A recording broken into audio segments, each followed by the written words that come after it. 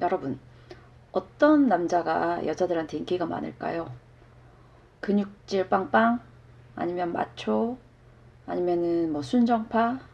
음, 제가 생각했을 때는 음과 양을 제대로 적절히 갖춘. 좀 더 쉽게 얘기하면, 겉모습은 남성의 매력을 갖고 있으면서, 안으로는 여성의 어떤 감수성과, 그 여성들과 동감할 수 있는 어떤 그런, 감성을 가진 남자가 아마 최고로 여자들한테 인기가 있고, 그런 남자가 바람둥이일 가능성도 사실은 높아요. 아무래도 여자들이 주변에 많을 테니 그거를 다 뿌리치고 한 여자만 고집하는 게 쉽지 않을 거기 때문에 바람둥이는 자의성 바람둥이가 있고 타의성 바람둥이가 있습니다. 전자는 본인이 그렇게 여자들을 만나는 거를 이제 좀 오지랖 이렇게 사방에 다 찔러보는 케이스고, 후자는 말 한마디를 해도 여자들이 호감을 확 갖는 스타일인 거죠. 음양이 이렇게 연애에 있어서도 중요합니다. 그러면 반대로 어떤 여자가 매력 있을까요? 반대로 보면 되죠. 외모는 여성적인, 근데 남성들의 어떤 마인드와 그런 거를 읽어낼 수 있거나 또는 성향이 남성적인. 그것도 음양에 역시 좋아해요. 그 톰 소열 모험을 쓴 작가 마크 트웨인이 여자를 이런 여자가 돼야 된다나 아니면 여자의 어떤 모르겠어요. 여자는 이래야 된다 이런 거였는데 영어로 어, look like a girl 보이는 거 외모는 여자처럼 보이되 think like man, think like a man 남자처럼 생각하고 walk like a horse 말처럼 일하고 좀 열받죠? 그 시절에 어떤 여자들이 좀 일을 그랬는지 모르겠는데 이 남자 역시 이 남자가 사실은 어떻게 하면 포인트를 핵심을 읽은 거예요. 저 홀스는 사실 좀 뺄게요. 말은 빼고 외모는 네 여자처럼 보이고 생각은 남자처럼. 오늘 제가 소개해드릴 주인공도 사실은 그런 여자입니다. 루살로메입니다. 아시는 분들도 꽤 있으실 거고 처음 들으신 분들도 계실 거예요. 니체, 릴케, 뭐 프로이드와는 직접적인 어떤 건 없었지만 어떤 프로이드도 상당히 호감을 보였던 정신분석학자이면서 작가인 루살로메인데요.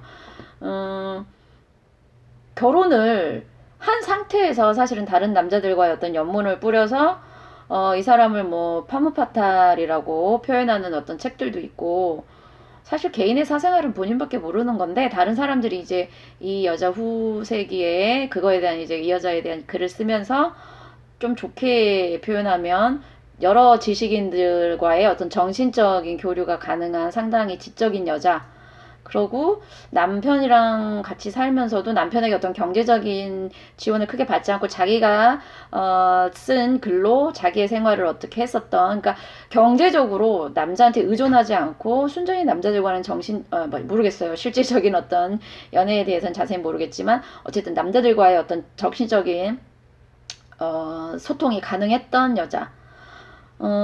니체가 프로포즈를 했었는데 거절을 하고, 그리고 니체가 이 여자한테 차이면서 우울증이 더 깊어지고 그러면서 자라투스트라는 이렇게 말했다를 썼다는 어떤 것도 있고, 어쨌든 니체의 더 깊은 고뇌와 거기에서 나오는 철학적인 어떤 그게 루살롬의 영향이었다라는 그런 설이 있어요. 역시 여자한테 영감을 받아야 문학이든 예술이든 나오나 봐요.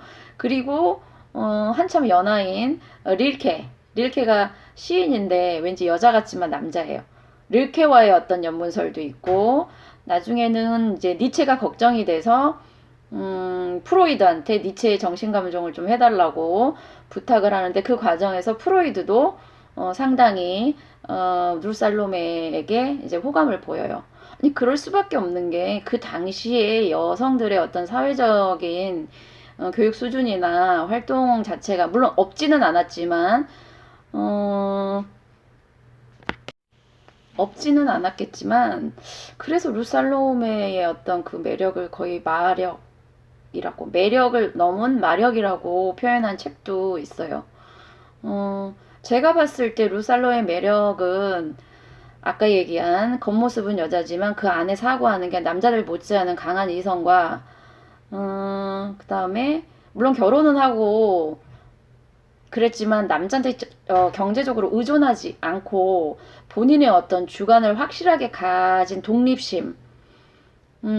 만약에 루살로메가 똑똑하긴 했어도 그런 어떤 독립심이나 그런 게 없었고 여자 했다면 아무리 똑똑해도 그 여자가 태어나기도 속에도 음적인 어떤 그런 게 많았으면 그 남자들이 매력을 못 느꼈을 수도 있어요. 너무 여자한 스타일들이 처음에는 호감을 줄 수 있지만 결국 외적인 외모에서 비롯해서 결국 가는 건 인성으로 이렇게 법륜도가 돌아요. 결국 남자들도 나중에는 정신이 교류가 되는 여자한테 매력을 느낀다는 거예요. 물론 접근성은 외모여야 되는 거는 당연하죠. 그런 면에서 루살로메가 상당한 강점을 갖고 있었던 것 같아요.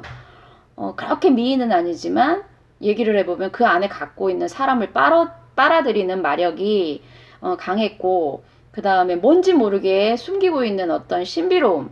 그러니까 루살로메의 가정사를 제가 조금 봤는데 약간의 어떤 문제 때문에 니체나 릴케와 모르겠어요. 그런 사람들하고는 정신으로만 사랑했고 나중에 나이가 들어서 젊은 남자들하고는 뭐 육체적인 뭐 이런 얘기들도 있던데 그거는 제가 언급하지 않니 잘 모르니까요.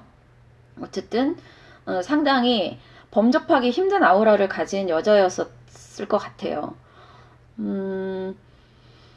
자, 여자분들에게 어필되고 싶은 남자분들, 외모는 남자의 어떤 강인함을, 남자스러운 매력을 조금 그거 하시되, 여성들과의 대화에서는 감수성을 여성의 감수성과 동일시할 수 있는, 좀 공감할 수 있는 그런 감수성을 조금 기르셔라. 네. 이렇게 말씀드리고, 여자들은 의외로 아무리 외모가 멋있어도 대화가 안 되고 감수성이 메마른 남자 싫어합니다. 그리고 인기가 있고 싶은 여자분들, 외모는 이쁘게 꾸미셔도 좋습니다. 그건 여자가 갖고 있는 어떤 본인의 고유한 특권이니까. 대신 사고는 양해, 내거 수렴 관계에만 그거 하지 말고 오히려 남자보다 더 적극적인 어떤 정신적인 마인드를 가지시고 이성적인, 매사에 감정적으로만 움직이지 마시고 이성적으로 사고할 수 있는, 여성들이 좀 이성에 약해요. 남성들은 좀 감성에 약하고, 이런 것들을 잘 조율을 하시면 지금도 매력적이시지만 훨씬 더 매력 지수가 업될 수 있지 않을까 싶습니다. 루살로메에 대해서 참 이러저러한 말들이 많은데, 어쨌든 세상을 들었다 놨다 하는 문학가와 철학가들의 이 여자한테 완전히 빠져서 자기 인생을 갈림길에서 갈팡질팡하면서 허우적거렸다는 걸 보면 얼마나 대단한 여잔지, 네, 어느 정도, 네, 좀 가늠하실 수 있으시죠.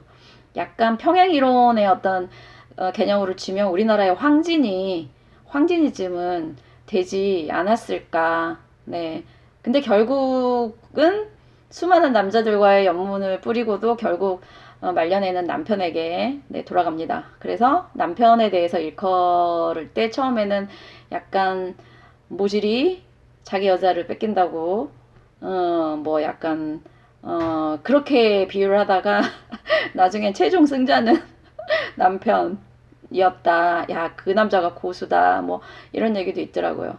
어쨌든 루살로메하고 뭐 니체, 루살로메와 릴케 이런 거는 인터넷에 치셔도 이 두 사람의 어떤 그런 게 나올 수 있으니까 한번 찾아서 읽어보시고, 음양의 조절이 중요하구나. 역시나 결론은 음양입니다.